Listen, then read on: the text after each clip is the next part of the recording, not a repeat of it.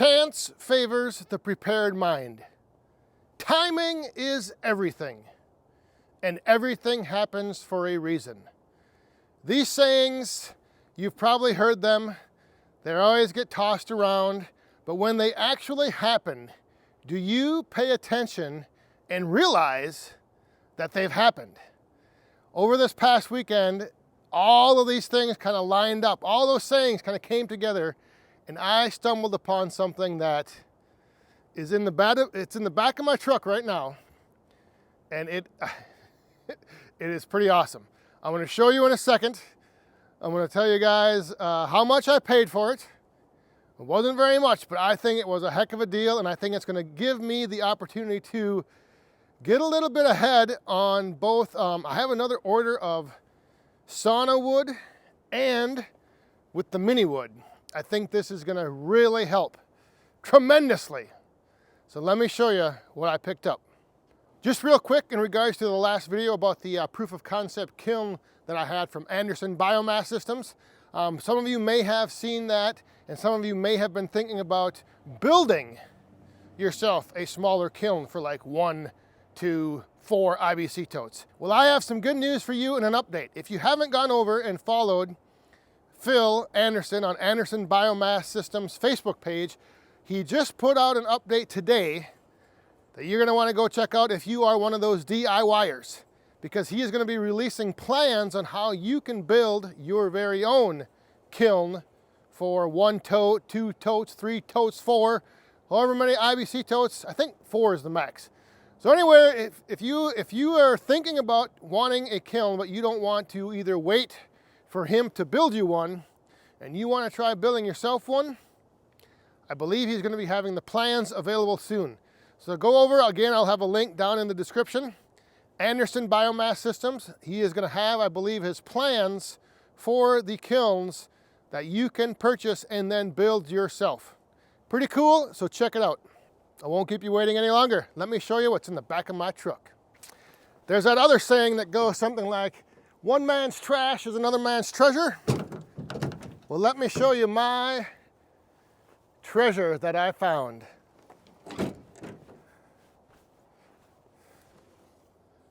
Check this out. A truck bed full of, this is from a pallet company. They're cutoffs. And this is all hard maple and oak.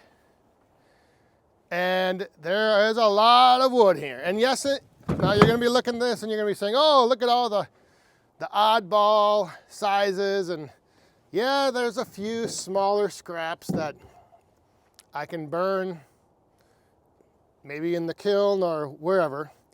But there's also a nice variety of, so like these pieces here, split this down. This is going to be perfect sauna wood size. I've already cut a few pieces down to the 5.5 inch length for mini firewood.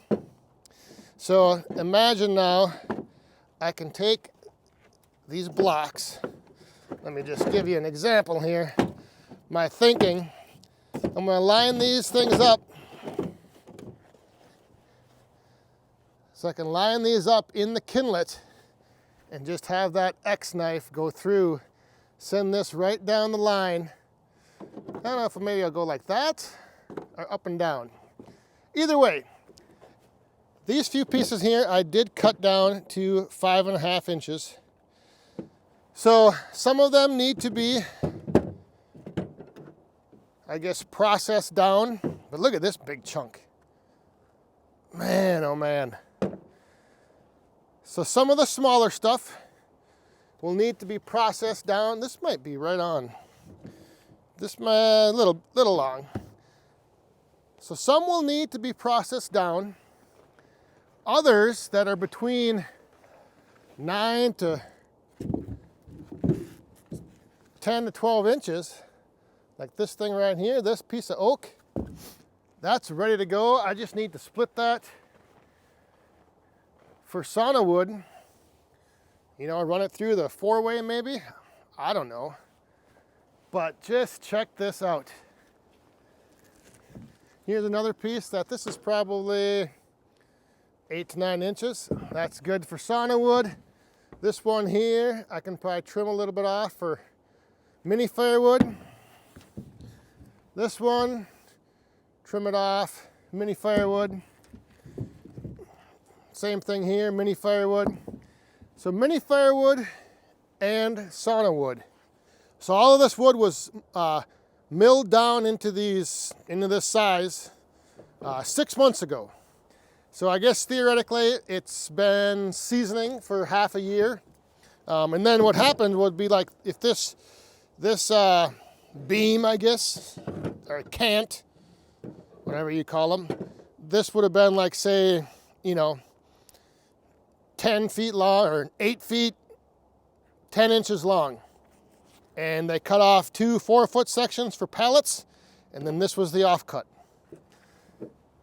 So it's all been milled down to the cants 6 months ago, and now it just needs to, like I said, I just need to do a little further processing down and separating it out into pieces that are the right size for sauna wood, and then other pieces that I will need to trim for mini firewood, and then smaller pieces, like this. I mean, obviously not ideal for either mini or sauna wood, but I could use this in my sauna, my personal sauna.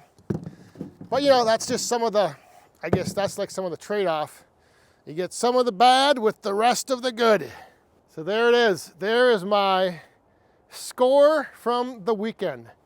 A massive score. At least in my mind it is. So if you are wondering just what kind of jackpot I hit with this score, I got this whole pickup truck full of these cutoffs for $30. 30. A 20 and a 10. 30 bucks. 30 bucks for this truck full of cutoffs from the pallet company. I don't know. Yes, there's going to be a little bit of handling. Obviously, there's going to be a little more refining, a little more to the process than just taking this now and, flipping it for firewood. The sauna wood is the closest. So everything between 9 to 12 inches, that I will just need to split. So I don't, there's not much involved with that. I just need to split it down a little bit smaller.